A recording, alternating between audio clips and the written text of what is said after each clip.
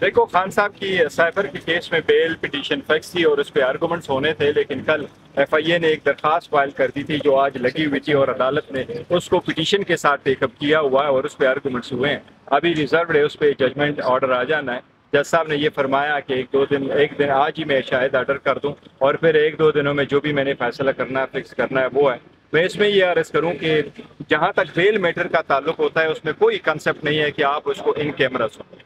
اور کیمرے میں سننے کے پرانے قانون کو سپریم کورٹ نے ختم کر دیا اور سپریم کورٹ نے یہ ہولڈ کیا ہوا کہ اوپن ٹرائل ہر بندے کا بنیادی حق ہے، اور اس کیس میں ایسا ہے بھی کیا جس کا ان کیمرہ ہو، لیکن جو بھی ہو اس میں تاخیر جب بندہ جیل میں ہو یہ بہت ناانصافی ہے۔ میں سمجھتا ہوں جلد سے جلد اس کا فیصلہ ہونا چاہیے۔ اچھا، آج دوسری دفعہ پھر سر ان کیمرے کے حوالے سے دوبارہ کیا لوجک ہے اس کے پیچھے؟ دیکھیں ان کے لاجک صرف ایک ہی ہے، اسی طریقے سے اس کو پرولانگ کرے۔ اگر ان کے پاس کوئی بھی حقیقتاً کوئی چیز ہوتی جو لاسٹ ٹائم انہوں نے ان کیمرہ ہیئرنگ کر لی اور ہماری پروسیڈنگ ساری اوپن کورٹ میں رہی ہے، جس وقت انہوں نے ان کیمرہ پروسیڈنگ کی ہے وہ تو وہاں کوئی چیز دے نہیں سکے تھے۔ اگر اس وقت بھی ان کے پاس کوئی چیز ہے وہ عدالت کے سامنے رکھ لیتے اور اس پہ آرگومنٹس کرتے اور اس کو پڑھتے ہی نہیں، عدالت کو کہتے آپ خود پڑھ لیں، یہ سیریس میٹر ہے ہم نہیں پڑھنا چاہتے، یہ سینشنلائز کرنا چاہتے، ڈیلے کرنا چاہتے، اس لیے یہ کر رہے ہیں۔ حقیقتاً ان کا ایک فیک اور بیس لیس کیس ہے جس سے پوری دنیا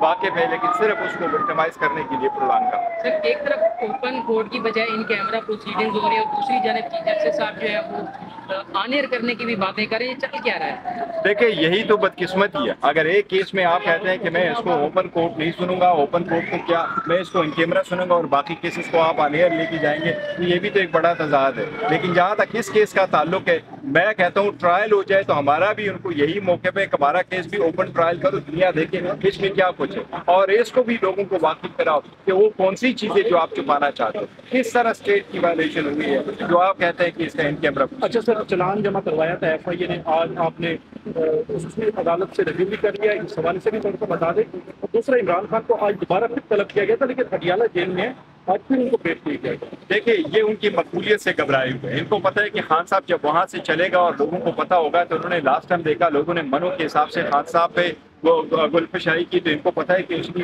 پاپولرٹی سے گھبرائی ہوئی، اس لیے یہ نہیں لے کے آ رہے۔ لیکن جہاں تک چالان کا ہے، دیکھو چالان جب عدالت میں سبمٹ ہو جاتا ہے تو ٹرائل کورٹوں میں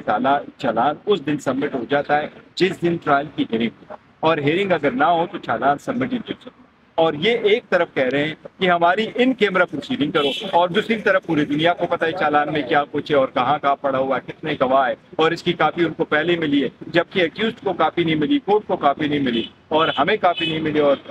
میڈیا میں کاپی آ گئی۔ اعظم خان وعدہ گواہ بننے جا رہے ہیں، کس بات میں سچا ہے؟ دیکھیں ان کی اسٹیٹمنٹ آ چکی ہے، اور وعدہ گواہ وہ بندہ بن نہیں سکتا جو خود ملزم نہ ہو۔ اگر ملزم نہ ہو تو وہ وعدہ گواہ نہیں بن سکتا، اور اگر وہ ملزم بنا کر کے اس کی اسٹیٹمنٹ دی جائے اس کی کوئی حیثیت نہیں ہوتی۔ لیکن اعظم خان جو اسٹیٹمنٹ اس وقت لے چکے تھے جب وہ 1 مہینے اپنے گھر سے اغوا کیے گئے تھے، اس لیے ایسی اسٹیٹمنٹ کی قانونی طور پر کوئی حیثیت ہے۔ اسد عمر صاحب بھی اس کیس میں برابر کے شریک سمجھے جاتے تھے، ان کو ریلیف مل گئی، کیا وہ پریس کانفرنس کی وجہ سے تھا یا؟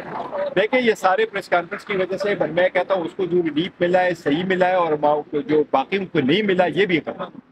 ٹو رنگ کین بیک اٹ۔ اس کا مطلب یہ نہیں کہ عمر اسد عمر صاحب کو بھی بننا چاہیے تھا، نہیں، نہ اسد عمر صاحب نے جرم کیا ہے، نہ شاہ محمود قریشی صاحب نے کیا ہے، نہ عمران خان صاحب نے کیا ہے۔ اس جرم میں کسی کو بھی ملزم ٹھہرانا یہ غیر علمی ہے۔ اچھا، مریم نواز جلد سے آغاز کر دیا ہے، وہ کر رہی ہیں، پی ٹی آئی کب کرے گی؟ اور دوسرے نمبر پہ سر نواز شریف کی واپسی کے لیے دیکھیں میں یہ سمجھتا ہوں کہ ایک طرف آپ نے کنوکٹڈ بندے کو جو عدالتوں کو مطلوب ہے، قانون کو مطلوب ہے، اور اس کے اپیلیں ڈسمس ہو چکی ہے، ان کو ویلکم کر رہے ہیں اور ان کو ججوں کی اجازت ہے۔ دوسری طرف پی ٹی آئی کو ایون کرک میں بلتے کی اجازت نہیں دی، ان کو کارنر میٹنگ کی اجازت نہیں ہے، تو یہ تو ایک پولیٹیکل پارٹی کو پولیٹیکل پروسیس سے نکالنے کے کوشش، یہ تو غیر ہے، یہ تو انڈکلیئرڈ مارشل لاء ہے۔ Thank you.